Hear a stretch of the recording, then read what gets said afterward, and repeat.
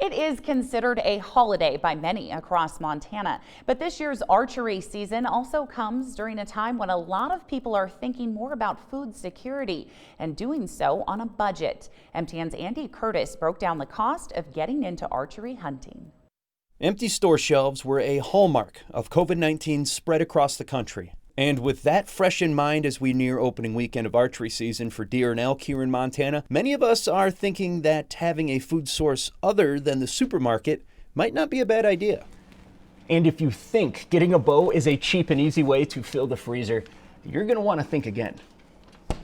Like any outside pursuit worth doing, the cost of entry into archery hunting doesn't have to break the bank, but have that wallet ready. Probably between their arrows and their setup, somewhere in that $500 to $600 range probably.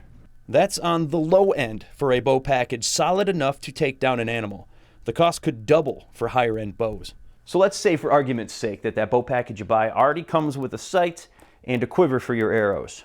Well, you're still going to need to buy a release, broadheads, at least one good sharp knife, and a rangefinder, making that overall starting price for you just to be prepared to ethically take an animal somewhere between $700 and $800. Now that price, of course, is just a ballpark.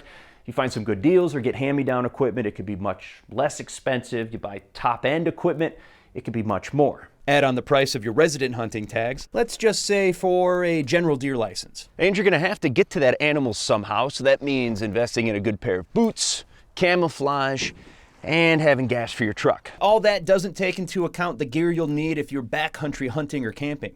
So roughly $1,000 later, and you are ready to hit the woods. That money isn't even the biggest investment you'll end up making.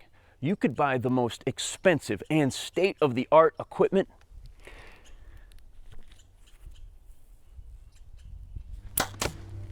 None of it will matter unless you invest the time and practice. Make sure your equipment is working properly, that you're hitting your target on a regular basis at different yardages. Know where on the animal to shoot, as well.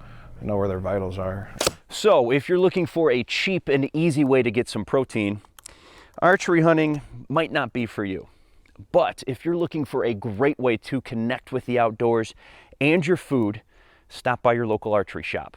Reporting from the outskirts of Helena, Andy Curtis, MTN News.